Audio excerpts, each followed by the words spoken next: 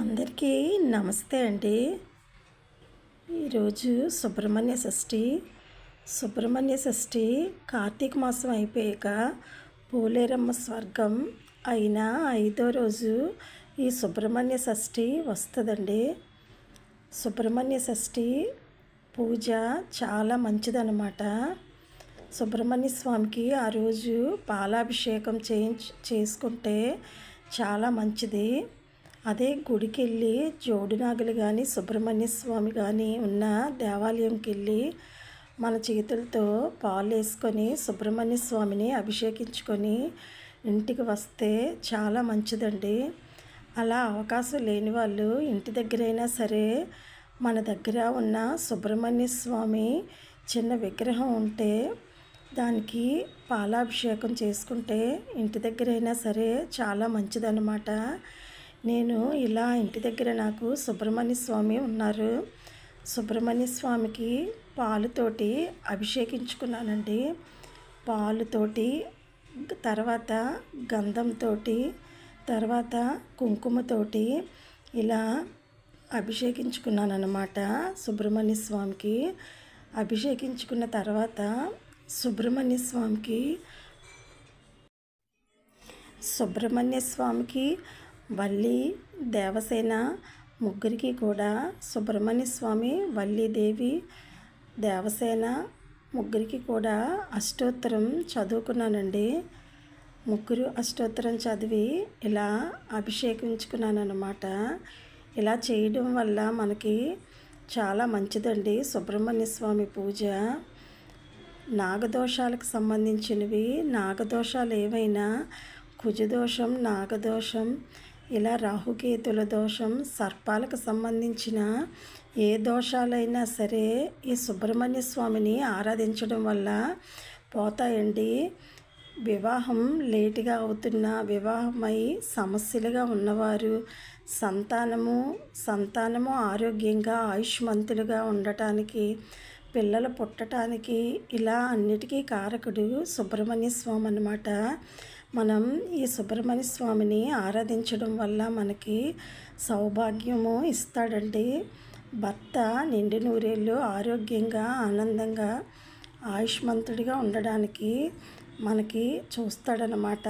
పిల్లలకు కూడా దీర్ఘాయుష్మంతులుగా ఉండి మంచి విద్యాబుద్ధులు వచ్చి ఇలాంటి పిల్లల్ని ఇస్తాడండి సుబ్రహ్మణ్య స్వామి. అందుకే ఎక్కువగా సుబ్రహ్మణ్య స్వామిని ఆరాధించడం వల్ల మనకి ఇంట్లో అంతా మంచిగా ఉంటుందన్నమాట. ఇలా వివాహాలు లేటుగా అవుతున్న వాళ్ళు, పిల్లలు కావాలి అనుకుంటున్న వాళ్ళు మంగళవారం పూట ఈ సుబ్రహ్మణ్య స్వామిని అష్టోత్తరం చదివి ఆ రోజు ఒక్కపూటే భోంచేసి సుబ్రహ్మణ్య స్వామిని ఆరాధించడం చాలా మంచిదండి. వీలైతే చిన్నది సుబ్రహ్మణ్య స్వామి లాకెట్, మెల్లో చైన్కి సుబ్రహ్మణ్య స్వామి లాకెట్ వేసుకుంటే చాలా మంచిదన్నమాట. ఇలా చేయడం వల్ల వివాహం తొందరగా అయ్యి వాళ్ళకి మంచి జీవితం బాగుంటుందండి. సుబ్రహ్మణ్య స్వామికి పాలు నైవేద్యంగా పెడితే చాలా మంచిది. అవి పచ్చిపాలే పెట్టాలన్నమాట. పచ్చిపాలు నైవేద్యంగా సుబ్రహ్మణ్య స్వామికి ఒక గిన్నెలో పోసి మనం దేవుడి మూల నైవేద్యంగా పెట్టుకోవాలి. ఏవైనా పళ్ళు, సుబ్రహ్మణ్య స్వామికి పళ్ళు పెట్టి కంపల్సరిగా ఈ పాలు నైవేద్యంగా పెట్టుకుంటే చాలా మంచిది. ఇలా పాలు పెట్టి ఇంట్లో ఏముంటే ఆ పళ్ళు నైవేద్యంగా పెట్టుకొని సుబ్రహ్మణ్య స్వామికి పూజ చేసుకోవడం చాలా మంచిదండి. ఈ సుబ్రహ్మణ్య షష్ఠి రోజు చాలామంది ఉపవాసం ఉంటారండి. ఉపవాసం ఉండి ఉదయం నుంచి సాయంత్రం వరకు ఏమీ తినరన్నమాట. ఏవైనా పళ్ళు, కాఫీయో టీయో తాగి సాయంత్రం వరకు ఏమీ అన్నం అది తినకుండా ఉండి సాయంత్రం మళ్ళీ పూజ చేసుకొని చలివిడి వడపప్పు తిని ఏదైనా టిఫిన్ చేసి అలా ఉంటారండి. సుబ్రహ్మణ్య స్వామిని పూజ చేయాలంటే, లేదంటే ఉదయం నుంచి ఏదైనా కాఫీ, టీ, పాలు తాగి వీలైతే ఏదైనా టిఫిన్ తిని అన్నం అనేది తినకుండా సుబ్రహ్మణ్య షష్ఠి రోజు అన్నం తినకుండా ఏమైనా తిని అలా ఉండొచ్చండి ఓపిక లేని వాళ్ళు. లేదంటే మధ్యాహ్నం అన్నం తిని రాత్రికి ఏదైనా టిఫిన్ చేసి అలా ఉండడం మంచిదన్నమాట సుబ్రహ్మణ్య స్వామికి. మన శక్తి కొలది ఇలా సుబ్రహ్మణ్య షష్ఠి రోజు ఉదయమే సుబ్రహ్మణ్య స్వామికి పూజ చేసుకొని ఉండడం ముఖ్యమండి. తర్వాత వీలైతే ఇలా ఉపవాసం చేస్తే మంచిదన్నమాట. చాలామంది పిల్లలకి చెవిలోంచి నారి కారుతూ ఉంటుందండి. అలా చెవిలోంచి నారి కారడం, ఒళ్ళంతా స్కిన్ పులుసుబారినట్టుగా ఉండడం, అలా పిల్లలకు సంబంధించిన ఏ సమస్యలు ఉన్నా సరే మనం పిల్లలకి హెల్త్ పరంగా ఏమైనా సమస్యలున్నా ఇలా చెవిలో నారి కారడం, ఇలా కడుపు నొప్పి రావడం, ఇలా ఏ సమస్యలున్నా సరే పిల్లలకి మనం సుబ్రహ్మణ్య స్వామికి దండం పెట్టుకుంటే పిల్లలకి ఆ సమస్యలు పోతాయండి. అలా దండం పెట్టుకొని మనం ప్రతి మంగళవారం సుబ్రహ్మణ్య స్వామికి అష్టోత్తరం చేసుకుంటామని మనసులో అనుకొని సుబ్రహ్మణ్య స్వామికి దండం పెట్టుకుంటే పిల్లలకు సంబంధించిన ఏదైనా హెల్త్ సమస్యలు అన్నీ కూడా పోతాయండి ఇలా సుబ్రహ్మణ్య స్వామిని ఆరాధించడం వల్ల.